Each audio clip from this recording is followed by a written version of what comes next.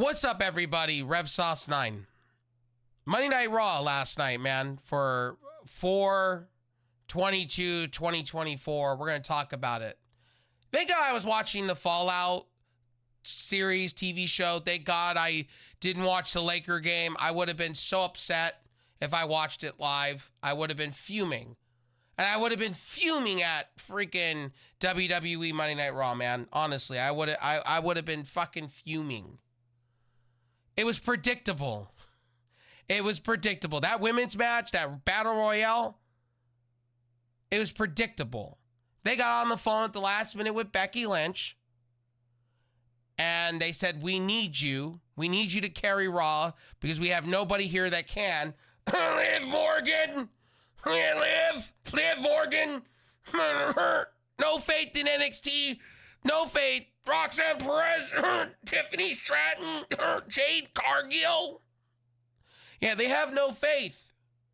WWE absolutely has no faith in their younger talent at all. They didn't need Becky Lynch winning that title. They could have had Nia Jax hold that title. Nia Jax did a lot to get there. So did Liv Morgan. You could have had Zoe Stark, for all I care, win it. You could have had some people. I was surprised they didn't do people from NXT coming in like Kyria. What? I don't understand why Becky Lynch won it here. I get it that she's a placeholder. She's gonna, as she receives it, she's gonna lose it. Okay, to probably Liv Morgan. I do see that, but at the same time, we have a draft, and Becky Lynch has been cold as ice. Her whole thing about her book and the whole thing, they're just replaying what happened at WrestleMania. It's just ice cold. Like, I get the crowd's into it because it's WWE, but as a person looking in on it, I wasn't a big fan. What has Becky Lynch got? What has she done to get there? Nothing, absolutely nothing. And you'll probably tell me, well, Liv Morgan hasn't, and Nia Jax, then that's when you call up talent. Like Kyria, you bring her up. You are Tiffany Stratton, or you bring somebody in as a shock factor, just as a transitional. There was many different ways you could have done that. When instead you went with Becky Lynch. And a lot of people are not liking this either. It's just, okay, she's going to carry it and then probably drop it to probably a Liv Morgan, which makes no sense still. But beyond me. Jey Uso, Damian Priest, the whole segment. Why is Priest not looking like a badass? Why is Priest cutting like a family promo? You're a heel. Be a heel. Who is booking? Who is writing for this man? You should be fired. Absurd. They have a writing team. Triple H has a writing team. You have Jeremy Borash, part of your writing team. Who's writing for Priest? That was absurd. Jey Uso hit everything out of the park. Jey Uso turned the heat up. Where Damian Priest like, I'm the champion. It's like, dude, look, I wish Damian Priest would have cut a promo saying, look, I resigned with WWE. Triple H has faith in me. I won the belt. I'm bigger than lights. You're nobody to me, Jay. You're nobody. Yeah, we had a drink. Yeah, we went to a bar. Yeah, your bloodline money, but that was because of your cousin Roman Reigns. He put you on the map. If it was for him, there would be no you. Your brother, there would be no you. There's many different ways they could have cut that, and I wasn't buying it. It makes Damian Priest look weak. Absolutely absurd to me. Who's booking and writing? I want to understand, because and I know Triple H gives the final call, but that falls on his team that writes. That is, to me, I was shaking my head when I was watching. I was like, this shit's really bad. This shit is absurdly bad. JD McDonough coming out like, why do we need JD McDonough? Why don't we have a brawl between these two and have security come out, separate the two, and let's get it on? Why do we need JD McDonough do these stupid like Judgment Day is breaking up. No matter what you slice and dice it, Rey Mysterio's kid's gonna probably be put on SmackDown, and JD's probably gonna get his shit beat in, and Finn Balor's just gonna become Finn Balor again, which I'm fine because Finn Balor's on the verge of re-signing with WWE, which I'm happy about. He should stay in WWE. You know, you had people saying in AEW, tribalists going, "Oh, he should go to AEW." He wouldn't have fit in the AEW system. Sheamus, different story. Sorry, guys, for snorting there. My bad. I've been under the weather with a little bit of a cold again. But JD Moderna, like, this guy has been ice cold. He was piping hot in NXT, doing amazing thing with Ilya Dragunov early on. And now this dude is literally ice fucking cold. They got to reset. They got to do something with him. Kick him out of the Judgment Day. You guys got to turn the heat on this guy. This is why I'm hoping maybe this Speed Championship belt they're working on becomes like the cruiserweight stuff or Velocity, and maybe they can JD Moderna, then maybe they can help him, maybe revitalize something, because day by day, night by night, his stock is diminishing and he's just becoming a jobber at this point when he was putting on bangers in NXT. And it's depressing to me to watch because JD Moderna is really good shit. And he was really good shit on the indie scene and for Evolved. And this is just absolutely absurd to me why he's being treated. Chad Gable coming to the arena and he cuts a fucking promo and a half, and that was weak as shit. You didn't address Charles Barkley. You didn't address the naysayers. You just told the Alpha Academy, you need to win me the Intercontinental belt. And I didn't like the fact it was disrespect. Again, why are we booking the heels shitty? Let's talk about that. Why are we booking the heels to be weak in WWE? Why? Why? Riddle me that and riddle me this. Why? Chad Gable is better than that and bigger than that. You turned him babyface, then you turned him heel to look stupid. He needs to go away from the Alpha Academy, rip the shirt of Otis, and say, we're done. The Alpha Academy is done. We are done. You are a waste of space. You're a fat fucking slob. Call it a day. Keep it a buck. If you're going to go the new era and you say you are the company, act like the company. I felt personally that we went backwards. Heels are like acting like faces or tweeners. What the fuck? He's dressing in a fucking suit. And he doesn't come out and go, Otis, dude, you've been losing. I want you to win. We are winners. That's why I did what I did to Sami Zayn. We're winners. And I don't like the fact that he put the title in my face, so I took something from him. And at Backlash, when we have our match, I'm going to cripple him. And I'm going to come out having a champagne bath in my suit. Or better, I'm wearing a suit. I want you to wear a suit, and I want you to come out looking sexy like $1 million, Maxine. I want you to wear a leather skirt, a leather dress, come out wearing a Rolex, and I want you to look like $1 million because we are $1 million. The Alpha Academy, we're changing. Tozawa, you're out of here. Goodbye. Go to Speed. We don't need you. Good adios, amigos.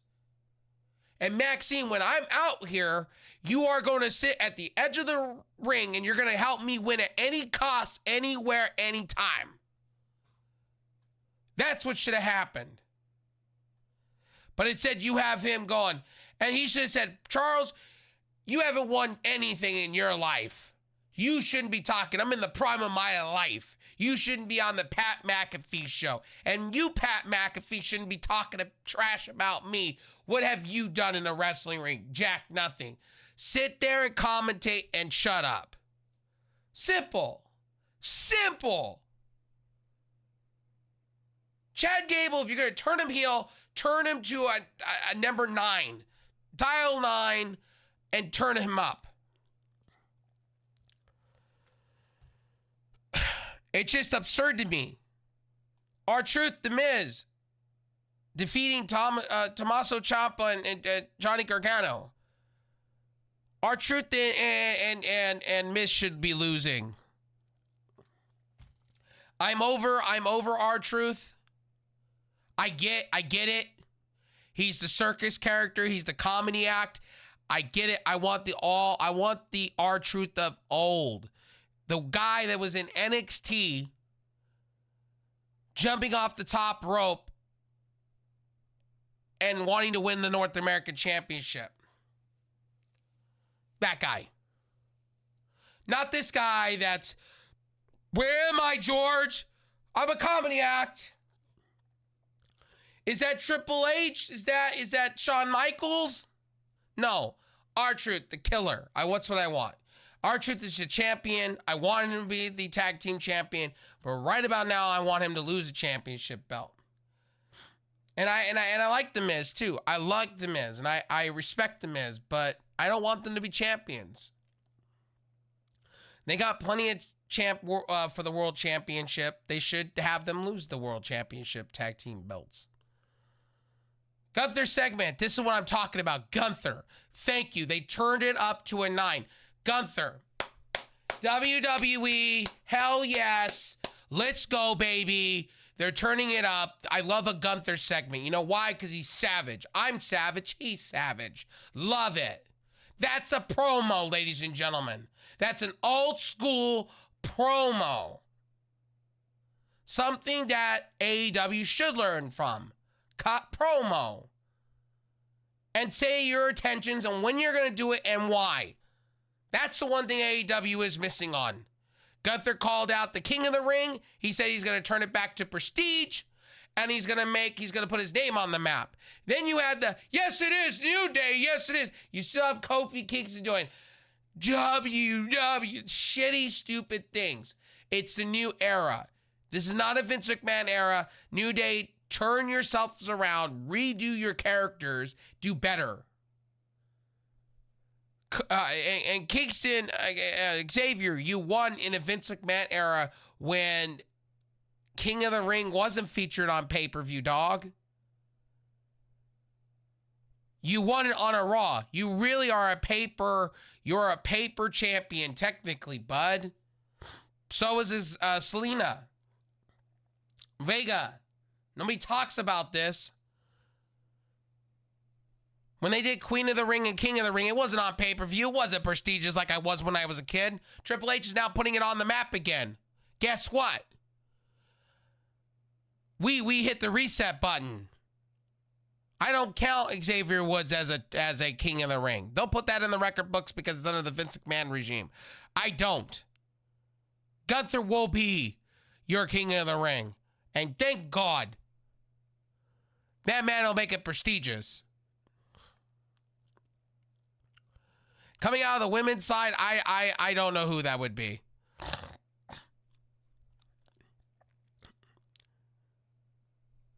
Xavier Woods defeating Ludwig and Kaiser, and Kaiser fucking beats the shit out of Vinci. Hell yes. Hell yeah. Hell to the yeah. That's the fucking shit I'm talking about when it comes to wrestling. The hard-nosed, beat down, that's the shit I'm talking about. That's what I come to watch wrestling for. When heels are being heels, not a fucking Damian Priest going, what drinks did we have at a bar in blah, blah, blah, Bucktown? And it's like, no one cares. No one cares. Seriously, no one cares. Ludwig Kaiser beating the shit out of Vinci and throwing him through a table and then punk kicking him. Yeah, I'm like, fuck yeah. This is what should have happened weeks ago. And Gunther smiling. I was like, yeah, that's what it should be. And then Ludwig turning around and going, yeah, I did. I told you what my intentions were going to be, and smiled. He deserved it. He sucks. He out. And then Vinci will probably be released by WWE, but, you know, I digress. Again, this match went all the way with Kofi Kingston and Xavier Woods dominating and doing their finisher, the Midnight Hour, and that was that. McIntyre, man, can we say good things about Sheamus and McIntyre? You know, again, when Gunther cuts a promo, you feel it. When Drew cuts a promo, you fucking feel it. Sheamus, when he cuts a promo, you fucking feel it. You feel the beginning, middle, and end. Sheamus comes out and goes, hey, look, why are you upset so much about CM Punk? And he goes, shut your face. Basically, shut your face. And by the way, go eat more McDonald's. And I rolled and I was like, yes, savage, yes. That's the Drew McIntyre I like. Drew McIntyre is putting the best stuff out there of his career in WWE. He does not need AEW. I don't know why he hasn't re-signed. Maybe he wants to get a better deal. Who knows? Sheamus, same thing. But these two can go at each other. They do bangers of matches, and I think this will be a backlash match between each other. He basically says, I'm going to sit in the back, and I'm going to basically defend you, Sheamus. I was defending you in the backstage last week when people were making fun of giving fat-shaming jokes and things like that. And Sheamus defeats Shinsuke Nakamura. And by the way, can I say something? These matches that they're having, they're doing less promos, and they're doing more matches, and they're going 8, 11, 12, 11. Give that to WWE, guys. For you guys to say WWE does 3-minute piss break matches, man, they ain't doing that anymore. It's just, they need to fix some of the heel promo work. And I'm sorry that I'm being harsh, but I have to be harsh on both sides. Last night in AEW's Dynasty, right, the other night, what happened to Danielson was absurd. That was a botch on medical staff, Tony Khan. That wasn't Will Ospreay's fault. For Will Ospreay to say he's retiring a move is ridiculous. The Tiger Driver 94, I think that's ridiculous that he's setting and retiring that. It's not his fault. The referees and the fucking medical staff, they need to do better in AEW as a whole, as a product, when they're protecting their wrestlers. And they need to. This is where I give WWE credit. They throw the X sign, referee jumps on top of the wrestler, and things get taken care of. That's the difference in quality. I guess if you want to go there where Goldberg said, I guess, yeah, the AEW is cheesy. I guess we could go and suit with that, but I digress. This segment was great. The match with Shinsuke Nakamura, not great. Nakamura losing again. Just release Nakamura if you're not going to treat him right. Just get him out the building. Again, you know, Nakamura's great. Hit a few strikes for a pinfall win. And hit him with the bro kick for a pinfall victory. Sorry, I should say that better. But that was that.